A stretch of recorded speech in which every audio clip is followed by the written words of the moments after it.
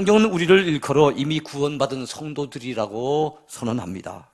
사랑하는 성도 여러분, 그렇다면 우리가 어떻게 구원을 받게 되었을까요?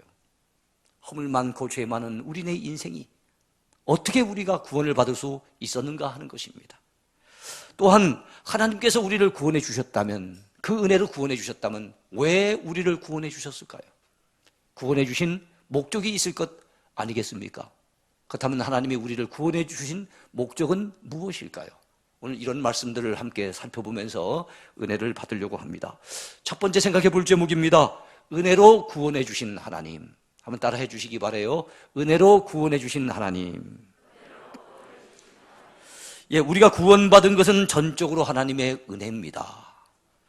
자, 우리의 부끄럽고 비참한 과거를 우리가 제대로 안다면 하나님의 은혜를 시인하지 않을 수 없고 긍정하지 않을 수 없어요.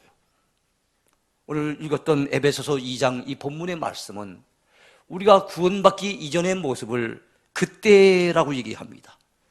전에는 이라고 선언하고 있어요. 그때, 전에는, 즉 예수 믿기 전에 그때 우리의 모습은 어떠했습니까? 부끄러운 일이었습니다. 비참한 자화상입니다. 자, 어떤 모습이었기 때문에 여러분 성경은 그렇게 얘기할까요? 오늘 본문은 참으로 부끄러운 우리의 모습을 지적하고 있습니다. 예수님을 알기 전 우리는 에베소서 2장 1절에 의하면 허물과 죄로 죽었던 자들이었어요. 이 세상 풍조를 따라 살아갔고 온갖 육체적인 욕심을 쫓아 살아갔던 우리들의 모습이었습니다. 2장 2절에 의하면 하나님의 원수인 공중의 권세 잡은 자 마귀를 따라가던 인생들이었어요. 2장 3절 말씀처럼 하나님의 진노를 피할 수 없었던 본질상 진노의 자녀의 모습, 그것이 저와 여러분들의 과거의 모습이었습니다. 이런 우리의 과거, 부끄러운 과거, 비참한 과거의 모습을 안다면 구원받은 내 모습은 철저히 하나님의 은혜라는 사실, 이건 느끼지 않을 수 없어요. 시인하지 않을 수 없는 것입니다. 에베소서 2장 12절 13절에 의하면 그때 우리는 그리스도 밖에 있었어요. 이스라엘 나라 밖의 사람이었습니다. 약속의 언약들에 대해서는 외인이었어요. 상관이 없는 그런 존재였어요. 세상에서는 소망이 없고 하나님도 없는 자였습니다. 그랬던 우리가 이제는, 자, 그때는이 아닙니다. 이제는 전에 멀리 있던 우리가 그리스도 예수 안에서 그리스도의 피로 가까워졌답니다. 전에는 멀리 있던 유대인과 이방인이 가까워지고 전에는 멀리 있던 저와 여러분들, 여러분과 여러분들 사이가 가까워졌어요. 그래서 어떻게 됐습니까? 에베소서 2장 19절에 의하면 그러므로 이제부터 우리는 외인도 아닙니다. 나그네도 아니죠. 오직 성도들과 동일한 시민이요 하나님의 권속이라고 했습니다. 하나님의 가족이란 말입니다. 하나님은 우리의 아버지, 한 아버지를 섬기고 있는 우리는 다 믿음의 형제요 자매가 되었습니다. 이렇게 가까운 존재가 된 거예요. 이런 회복이 어떻게 이루어질 수 있었습니까? 순전히 하나님의 은혜로 이루어졌다는 사실입니다. 자격 없던 우리가, 허물 많던 우리가 하나님을 아버지로 섬길 수 있고 하나님의 자녀의 특권을 누리면서 서로 형제자매 되어 하나님의 교회를 섬길 수 있다는 것이 얼마나 큰 은혜입니까? 사랑의 하나님은 자격 없는 죄인들을 은혜로 구원하셨습니다. 우리의 살아왔던 날들을 돌아보면 은혜 아닌 것이 없습니다. 살아왔던 날들 하루하루가 하나님의 은혜로 이어져 온 세월들이었습니다. 이 못난 죄인들에게 우리 하나님께서는 값없이 은혜를 베풀어 주셨습니다. 본문 4절 이하에는 이런 자격 없는 자에게 긍휼이 풍성하신 하나님이 은혜로 개입하신 것을 우리가 알 수가 있어요. 은혜가 무엇입니까? 자격이 없는 자에게 값없이 거저 베풀어 주시는 하나님의 호의, 그게 은혜예요. 우린 자격이 없는 자예요. 허물이 많은 인생이요, 죄가 많은 인생이요, 부패한 인생이요, 하나님의 원수되었던 마귀 따라다니던 인생이요, 온갖 육체의 욕심을 따라 살아왔던, 세상 풍조를 따라 살아오며 하나님의 진노를 피할 수 없었던 우리, 그 우리가 구원받게 된 것은 순전히 하나님의 은혜라는 사실을 놓쳐버리면 안 됩니다. 예? 한때 이교도였고 방탕하였으며 아프리카 노예의 상인으로 알려졌던 존 뉴턴, 그는 어느 날 책을 한 권 접하게 되는데 하나님의 섭리 가운데 그 책을 읽게 된 거지요. 중세 유명한 신학자 토마스 아켐피스라고 하는 분이 쓰신 책이에요. 그리스도를 본받아. 그리스도를 본받아라고 하는 이 책을 읽다가 큰 도전을 받습니다. 은혜를 받고 거꾸로집니다. 그래서 회개하고 예수 믿는 신자가 되고 후일에는 목사가 됩니다. 그는 받은 바 은혜를 고백하며 찬송을 여러 개를 썼는데 그 가운데 하나가 잘 알려져 있는 찬송가 305장입니다.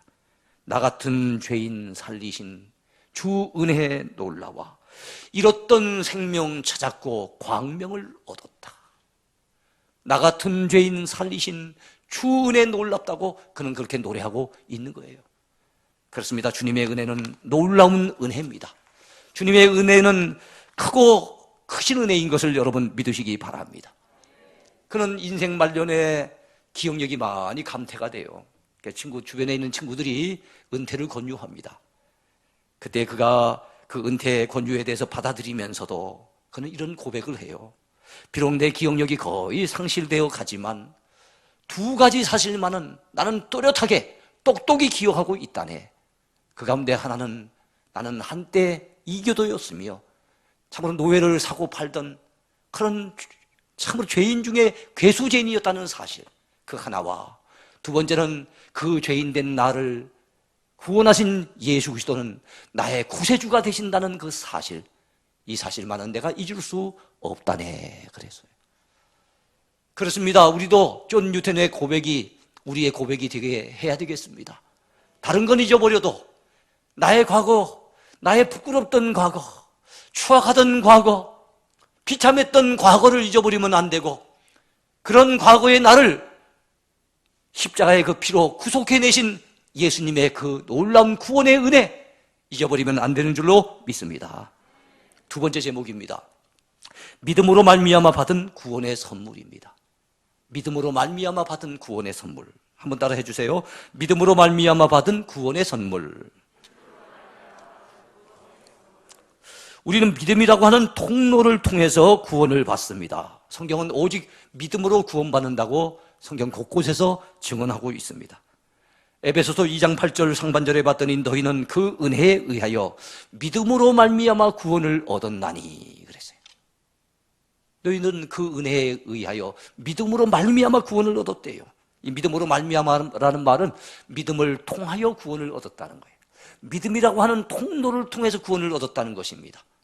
하나님께서 우리에게 주신 이 구원이라고 하는 이 선물을 주시지 않습니까? 이 구원의 선물을 주신 것은 그 은혜로 말미암아 주신 것이거든요. 그러니까 우리의 구원의 출발점은 하나님의 은혜로부터 시작이 된 겁니다. 근데 하나님이 은혜로 구원의 선물을 준비해 놓으셨지만 그것을 덥석 받아들이는 우리의 마음의 자세와 태도가 무엇입니까? 믿음인 거예요. 믿음 없으면 쳐버립니다. 나 필요 없습니다. 하나님이 어디 있습니까? 믿음 없는 자는 받아들이지 못해요. 하나님이 준비하신 은혜의 선물을 우리가 받아들이는 우리의 마음의 자세가 믿음입니다. 믿음.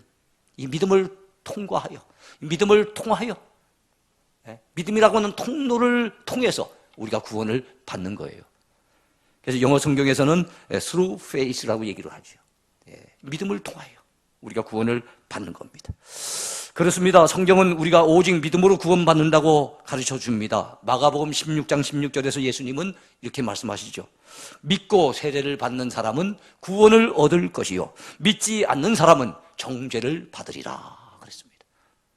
요한복음 3장 16절은 우리가 누구든지 거의 다 알고 있는 말씀 아닙니까? 하나님이 세상을 이처럼 사랑하사 독생자를 주셨으니 이는 그를 믿는 자마다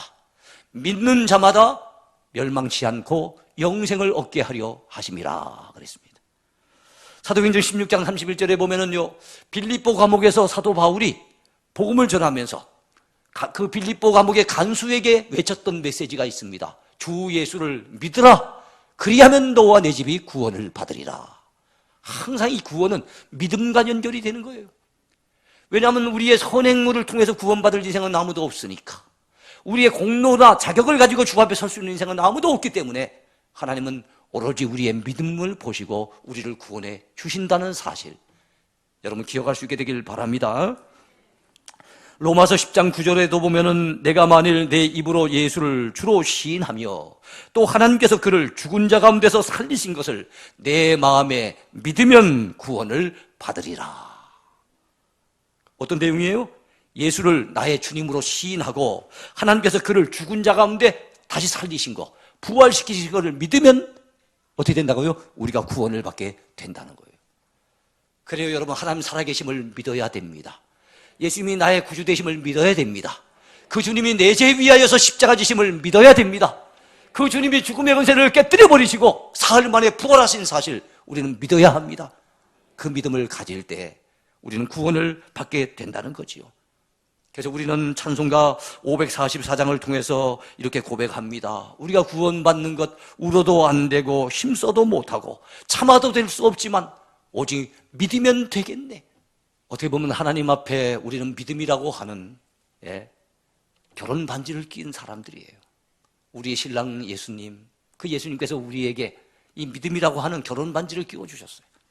이 믿음의 결혼 반지를 낀 사람은 주님을 우리의 신랑으로 믿습니다. 그리고 그 사람이야말로 진실로 우리 주님의 신부가 되는 것이지요.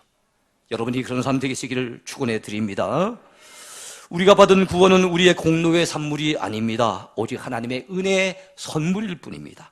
그런 말씀을 2장 하반절에서 하고 있어요. 이것이 너희에게서 난 것이 아니요 하나님의 선물이라. 우리가 구원받은 것 우리에게서 난 것이 아니랍니다. 하나님의 선물이랍니다. 할렐루야. 이 선물을 우리에게 값없이 준비해서 허락해 주셨으니 얼마나 감사한 일입니까? 우리가 이쯤에서 생각해 볼 것이 있습니다. 우리가 믿음으로 구원받는다니까 믿음 역시도 우리가 내세울 수 있는 무슨 하나의 공로, 무슨 자격 이렇게 생각하기 쉬운데 아니에요. 믿음은 하나님이 주시는 선물입니다. 믿음도 우리 마음대로 생기는 게 아니에요. 하나님이 믿음을 선물로 주셔야만 우리 가운데 믿음이 들어올 수가 있는 겁니다. 그래서 우리 믿음이 우리 속에서부터 내 자신으로부터 발현된 것이 아니라는 걸 우리가 알아야 됩니다. 믿음은 구원받는 우리의 마음의 태도일 뿐이지 절대로 내세울 수 있는 공로가 아닙니다. 그러므로 철저하게 우리의 구원은 하나님의 은혜로 주어진 것입니다. 아울러 우리가 알아야 할 것이 있습니다. 우리의 구원이 자신의 종교 생활이나 선한 행실에 대한 보상이 아님도 분명하다는 사실을 우리는 알아야 됩니다. 우리가 지금 주의 교회를 열심히 섬기고 있습니다. 주일마다 주일 성수하며 11조를 드리며 정말 주의 교회를 열심히 섬겨보려고 애를 쓰고 있지만 이 종교생활의 열심 때문에 우리가 구원받는 것도 아니라는 사실을 알아야 됩니다. 그렇다면 우리가 하나님의 은혜로 구원을 받고 믿음으로 구원을 받는데 그 믿음마저도 우리의 공로가 아니라면 우리의 선행, 우리의 행위와는 구원이 아무 상관이 없다고 한다면 우리가 착하게 살 필요는 없겠구나. 선을 특별하게 행할 이유가 없겠구나 라고 착각할 수가 있다는 거예요. 기억하셔야 됩니다. 우리의 구원과 선행은 밀접한 관련이 있습니다. 그럼 앞에 설교하고 지금 제가 하는 말이 이게 앞뒤가 안 맞는 것 같죠? 아니에요. 잘 들어보셔야 돼요. 우리의 구원과 선행은 밀접한 관련이 있는데 우리의 선행 때문에 우리가 구원받는 것은 아니라는 얘기예요. 즉 우리가 행하는 이 선한 행위가 우리 구원받는 조건은 절대 되지 않지만 우리를 구원해 주신 하나님의 목적이 선행이라는 것입니다. 우리의 선행을 통해서 하나님은 영광을 받으시려고 그런 목적과 의도를 가지시고 우리를 구원해 주셨다는 것입니다. 그러므로 여러분 선행을 통해서 내가 구원받으려고 해서는 안 되지만 하나님의 은혜로 믿음을 통해서 구원받은 우리는 이제 어떻게 살아야 되겠습니까? 선한 행위를 통해서 주께 영광 돌리며 살아가야 된다는 얘기입니다. 그래서 세 번째 생각해 볼 제목이에요. 선한 일을 위하여 구원받은 성도. 한번 따라해 주시기 바랍니다. 선한 일을 위하여 구원받은 성도. 조금 전에 설명했던 이 내용이 제 얘기가 아닙니다. 오늘 본문 에베소서 2장 10절을 한번 보시기 바랍니다. 우리는 그가 만드신 바라 그리스도 예수 안에서 선한 일을 위하여 지으심을 받은 자니 이 일은 하나님이 전에 예비하사 우리로 그 가운데 행하게 하려 하심이니라 그랬어요. 우리는 그가 만드신 바라. 이 말은 달리 말하면 우리는 그분의 작품이라. 우리는 하나님의 걸작품이라는 거예요. 하나님이 그 은혜의 손길로 빚어서 만드신 하나님의 걸작품, 그게 누굽니까? 저와 여러분이에요. 그렇다면 하나님께서 왜 그 은혜로 개입하셔서 그 은혜의 손길로 우리를 다듬으셔서 허물 많고 못나고 죄 많은 우리 인생들을 구원해 주셨을까요? 하나님의 자녀로 삼아 주셨을까요? 그것은 선한 일을 위하여 지으심을 받은 자니 그랬어요. 선한 일을 위해서 하나님이 우리를 그 은혜의 손길로 빚어서 만드셨답니다. 구원해 주셨답니다. 그렇다면 그 선한 일은요, 세상 기준의 선한 일을 얘기하는 것 같지 않습니다. 성경이 말씀하는 하나님이 원하시는 선한 일, 하나님의 뜻을 이루는 일, 하나님의 영광을 드러내는 일, 하나님 나라를 확장해 가는 일, 하나님의 교회를 세워가는 일, 하나님의 복음을 전파하는 일, 그 선한 일을 위해서 하나님이 우리를 택하시고 구원해 주셨다는 것입니다. 주의 은혜의 손길로 우리를 빚어서 하나님의 작품으로 만들어 주셨다는 것입니다. 이 사실을 잊지 마시길 바랍니다. 우리는 선한 일 때문에 구원받은 것은 아니지만 선한 일을 위하여 구원받았습니다. 대단히 중요한 일이기 때문에 이 부분을 여러분이 한번 따라해 주셨으면 좋겠어요. 우리는 선한 일 때문에 구원받지 않았습니다. 그러나 우리는 선한 일을 위하여 구원받았습니다. 예, 선한 일 때문에, 선한 일이라고 하는 공로 때문에, 자격 때문에 우리가 구원받은 것은 아닌데 선한 일을 위한 목적으로 우리는 구원을 받았어요. 그러면 여러분, 예수 믿는 우리가, 하나님의 자녀된 우리가 악행을 통해서 하나님의 영광을 가리면 안 됩니다. 여전히 옛날에 악취나던 부패했던 우리의 모습, 우리의 마음, 부패한 우리의 마음, 병든 우리의 마음, 그리고 우리의 입에서 나오는 그 냄새나는 말들, 우리 행동을 통해서 사람들의 눈살을 찌푸리게 되는 그런 악한 행동들, 이런 것들이 이제는 사라져야 됩니다. 우리 모두 성령의 은혜를 힘입어서 주님 주시는 힘 가지고 선한 삶을 살아야 될 줄로 믿습니다. 주의 뜻을 이루는 도구가 되어야 될 줄로 믿습니다. 주님 나라 위에서 일하는 주님의 귀한 일꾼들이 되어야 될 줄로 믿습니다. 마태복음 5장 16절을 통해 우리 주님은 말씀하십니다. 이같이 너희 빛이 사람 앞에 비치게 하여 그들로 너희 착한 행실을 보고 하늘에 계신 내 아버지께 영광을 돌리게 하라 그랬어요. 사람들이 우리의 착한 행실을 보고, 와, 예수 믿는 사람은 다르네, 참 하나님을 믿는 사람은 저렇게 선하구나, 우리 착한 행실을 통해서 하늘에 계신 하나님 앞에 영광을 돌리도록 그렇게 살아가라고, 빛이 되어 소금이 되어 살아가라고 주님은 말씀하셨습니다. 여러분, 우리는 그렇게 살아야 될 줄로 믿습니다. 은혜로 구원받은 우리는 하나님의 은혜에 보답하고자 하는 마음으로 그분의 선한 도구가 되어 살아가야 할 줄로 믿습니다. 우리는 하나님 앞에 은혜 받은 인생들, 그 은혜로 구원받은 인생들이에요. 그렇다면 우리는 받은 바 은혜에 보답할 줄 알아야 됩니다. 보답할 줄로 알아야 돼요. 그 은혜에 보답하고자 하는 마음 가지고 살다 보면은 우리도 모르게 하나님 앞에 영광을 돌리며 그분의 뜻을 이루는 선한 도구가 될 수가 있는 겁니다. 예? 우리나라가 6.25 전쟁 때 여러분 유엔군들의 도움을 많이 받았어요. 여러분 그렇죠? 22개국에서 우리를 도와주러 왔어요. 이 땅에서 목숨 걸고 우리 위해서, 우리를 지켜주기 위해서 대신 싸워줬어요. 그 가운데 3만 8천여 명이 전사했습니다. 10만 명 넘는 사람들이 부상을 당했어요. 대다수의 사람들은 이미 세상을 떠났습니다. 근데 그때 그 고마웠던 분들 가운데 아직도 살아계신 분들은 평균 연령이 88세랍니다. 이번에 우리 정부에서 코로나 상황으로 전 세계가 지금 몸살을 앓고 있는 가운데 아마 우리나라에 왔던 그 유엔 참전 용사들 가운데도 어려움을 당할 분들이 있을 것 같아서 마스크 100만 장을, 미국 사람들이 가장 많이 왔으니까 미국에 50만 장을 보내고 나머지 50만 장을 세계 각국에다가 흩어서 그야말로 참전 용사들에게 보훈의 뜻으로 갖다 마스크를 보냈다 그래요. 그건 참 잘한 일이죠. 은혜 받은 사람들은 보답할 줄 알아야 됩니다. 오늘 우리가 어버이 주일을 맞았습니다. 참 부모님의 은혜 없이 사는 인생이 있었을까요? 저는 우리 어머니가 돌아가신 35년이 되는데도 이번 한 주간 동안 우리 어머니를 생각하면서 마음이 먹먹해짐을 느꼈어요.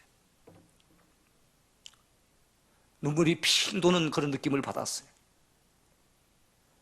어머니의 사랑, 아버지의 은혜 없이 사는 인생이 어디 있습니까? 그 은혜를 저버리면 안 됩니다. 배은망덕이 가장 큰 죄예요. 하나님의 은혜를 저버리는 것도 큰 죄고 부모님의 은혜를 저버리는 것도 큰 죄입니다. 하나님의 그 큰 사랑, 하나님 아버지의 그 큰 은혜를 가장 잘 보여주는 것이 바로 부모님의 모습이에요. 이 땅에 인간이 어떻게 하나님의 사랑과 그 은혜를 다 모습을 드러낼 수 있겠어요? 그러나 그래도 가장 닮은 모습이 우리 부모님의 은혜요, 부모님의 사랑입니다. 우리가 참 기억을 했으면 좋겠습니다. 어버이 살아실 때 섬기기를 다하여라. 지나간 후면 애달다 어이하리. 평생에 고쳐 못할 일 이뿐인가 하노라. 기억나시죠? 학교 다닐 때 공부했던 기억이 나실 거예요.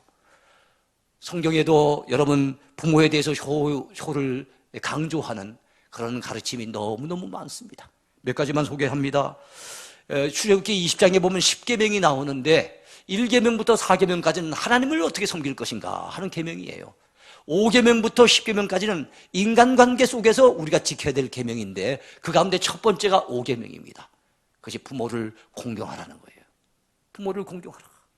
근데 여러분 이 부모를 공경하는 것은 오히려 약속이 있는 첫 계명이라고 또한 에베소서에서 말씀하고 있어요. 자녀들아 주 안에서 너희 부모에게 순종하라. 이것이 옳으니라. 내 아버지와 어머니를 공경하라. 이것이 약속이 있는 첫 계명이니 이로써 내가 잘 되고 땅에서 장수하리라 그랬어요. 잠언에도 효에 대한 가르침이 나오지요. 너를 낳은 아비에게 청종하고 내 늙은 어미를 경히 여기지 말지니라. 내 부모를 즐겁게 하며 너를 낳은 어미를 기쁘게 하라. 여러분 돌아가신 후에 후회하고 그제서야 내 안타까운 마음을 어떻게 해보자 불신자들은 여러분 굉장히 큰 상을 갖다가 차려가지고 제사를 지냅니다만 그건 자기 연민이고 자기 만족일 뿐이에요.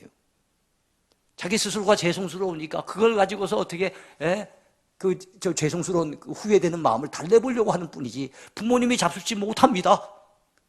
살아계실 때 따뜻한 밥 한 그릇을 더 잘 대접해야 됩니다. 살아계실 때 따뜻한 말 한마디를 통해서 우리 부모님 기쁘게 해드려야 됩니다. 여러분 그렇게 할 수 있게 되기를 축원해 드립니다. 그리고 이미 부모님이 돌아가신 분들은 어떡하겠어요? 그 부모님 앞에서 나중에 언젠가 부끄러움 당하지 않겠다는 마음 가지고 그 부모님의 이름이 욕되지 않게 하기 위해서 내가 이 땅 위에서 참 열심히 선하게 살아가는 그거밖에는 없어요. 그리고 내 주변에 내 부모님은 아니지만 연로하신 분들이 있다면 내 어머니 섬기는 심정으로 내 아버지 모시는 심정으로 그분들을 공경해드리고 대접해드리는 것, 이것이 우리가 마땅히 가져야 될 크리스찬으로서의 모습이 아니겠는가 생각을 해봅니다. 그래 우리는 하나님 앞에 받은 은혜도 많고 부모님 앞에 받은 은혜도 많고 스승님이나 내 주변에 많은 이들로부터 은혜를 받고 살고 있는데 은혜를 보답하며 사는 인생이 돼야 돼요. 여러분 우리가 하나님의 은혜에 보답하며 살려고 애쓰다 보면은 자연스럽게 하나님이 원하시는 대로 하나님이 우리를 구원해 주시는 그 목적 그대로 선한 일을 통해서 하나님 앞에 영광을 돌리게 될 줄로 믿습니다. 우리 모두는 선한 일을 통해서 주께 영광을 돌리는 선한 도구가 되어야 될 줄로 믿습니다. 주님 앞에 섭니다.